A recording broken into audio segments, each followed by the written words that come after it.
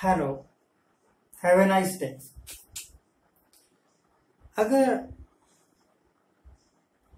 National highway का बहुत बड़ा हिस्सा धंस जाए, सड़क का नामो निशान गायब हो जाए, तो जिन लोगों ने ये सड़क बनाई है, जो इंजीनियर साहब हैं, जेई से लेकर एससी तक, उन सब के वास्ते एक क्वेश्चन मार्क लगता है। क्या कारण है कि आपकी बनाई हुई सड़क नदी में चली गई, बह गई। आपने जब सड़क बनाई उस वक्त ध्यान क्यों नहीं दिया कि ये स्थान कुछ ऐसे खतरनाक है जहां से लैंड स्लाइडिंग हो सकता है? वहां पर कुछ डंगा दीवार लगाते। अगर कोई पुल बह जाए, बनता बनता बह जाए, अंडर कंस्ट्रक्शन पुल, और बह गया, तो जो लोग इस पुल को बनाने वाले हैं, चाहे वो ठेकेदार है, चाहे इंजीनियर है, छोटे इंजीनियर से लेकर बड़े इंजीनियर तक, सभी के ऊपर एक क्वेश्चन होना चाहिए, क्यों हो गया ये सारा कुछ? बारिश हो रही थी, ज्यादा बारिश के कारण बह गई, ये कोई जवाब नहीं है। यहां बारिशें भी होती हैं, यहां कड़ी से कड़ी धूप भी पड़ती है। तो जो सड़क, जो पुल मौसम की मार नहीं सह सकता, तो जैसा बना वैसा नहीं बना। पुल बनाते वक्त, सड़क बनाते वक्त जो प्रिकॉशन बरते जाने चाहिए नहीं बरते,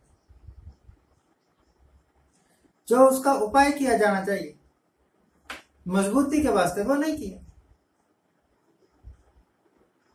और सड़क धंस गई, पुल बह गए। हिंदुस्तान में आमतौर पर ही सड़कें बह जाती हैं। दिल्ली जैसे बड़े शहर में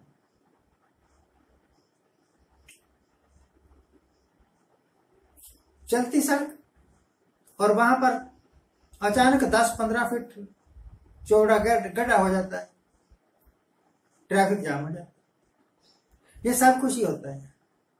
पर मजेदार बात यह है, किसी के ऊपर कोई सवाल नहीं, किसी की कोई जवाबदारी नहीं। बहाना एक है, बारिश हो गई जी, बारिश के कारण बह गई, मिट्टी धंस गई, धरती धंस गई। आप किस बात की तनख्वाह लेते हैं? अगर देश के इस एक हिस्से में दो राज्य, दो स्टेट्स आपस में दुश्मनी जैसा बर्ताव करें, एक दूसरे के विरुद्ध युद्ध जैसा माहौल तैयार करें,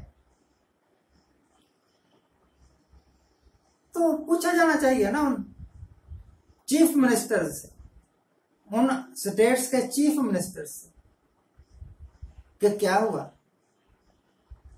आप पहले ये बताइए कि आप हिंदुस्तान में रहते हैं या नहीं रहते? आप अपने आप को हिंदुस्तान का हिस्सा मानते हैं या नहीं मानते? अगर नहीं मानते तो उनको एक ही इलाज है, बस थोड़ा सा 10 दिन का मुकदमा और छूट। मीसा, यूएपीए जैसे कई कानून एक छोटे मोटे अपराधियों के ऊपर लागू हो जाते हैं। कोई चोरी करता है, उसके ऊपर लगा दो, किसी ने नारेबाजी की, उसके ऊपर लगा, इन नामजदों के ऊपर लगने चाहिए ना। इन बड़े बड़े इंजीनियर्स के ऊपर ये कानून लागू होने चाहिए। जूनियर इंजीनियर, जेई से लेकर एससी तक,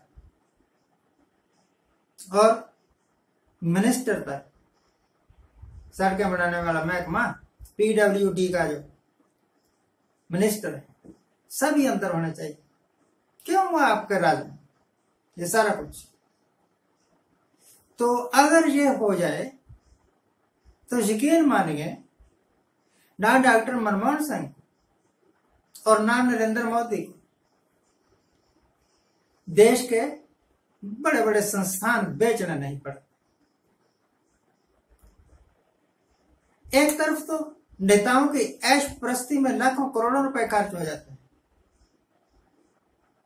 और दूसरी तरफ टैक्स पेयर्स के पैसे से बने हुए बड़े बड़े एंटरप्राइजेस, कोड़ियों के फार्म प्राइवेट हाथों में दे दिए जाते हैं।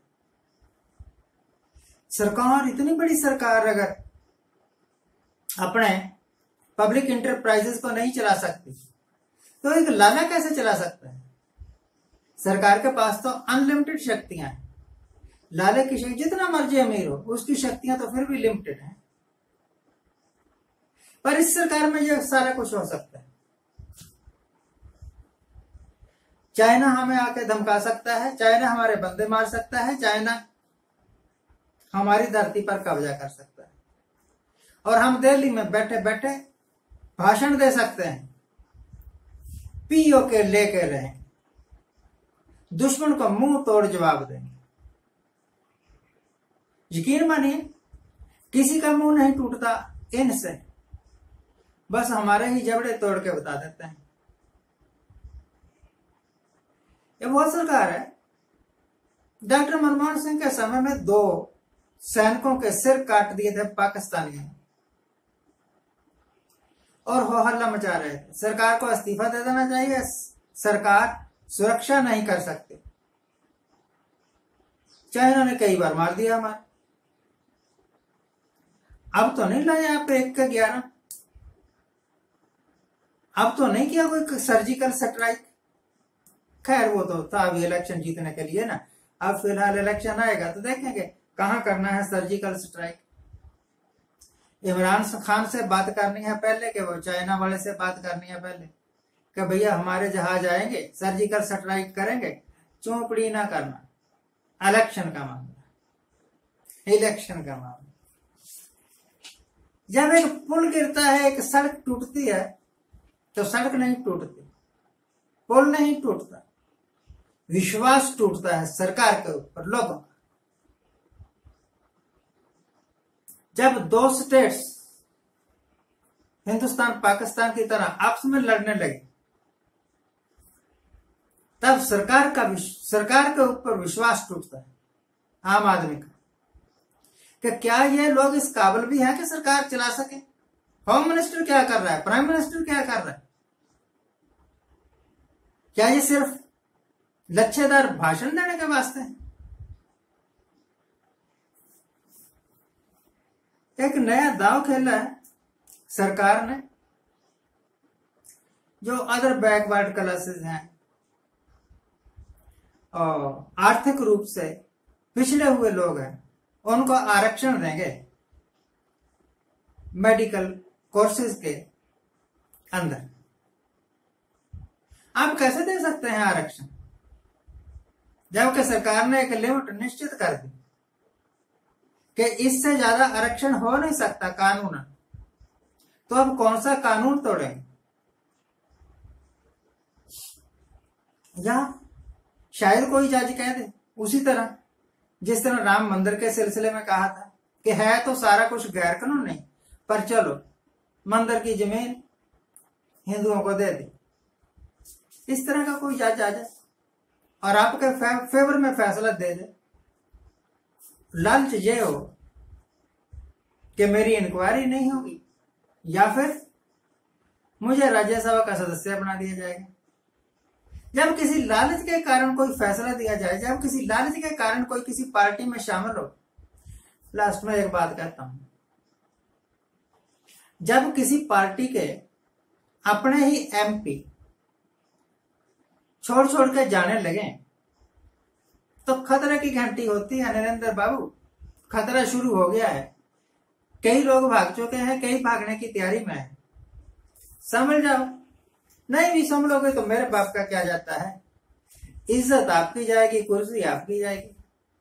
मेरे वास्ते तो बीजेपी वाले या कांग्रेस वाले एक जैसे ही हैं। जिसका भी दाव लगता है वो हमारे गले में टायर डाल देता है आग लगा। Thank you very much for watching. Thank you.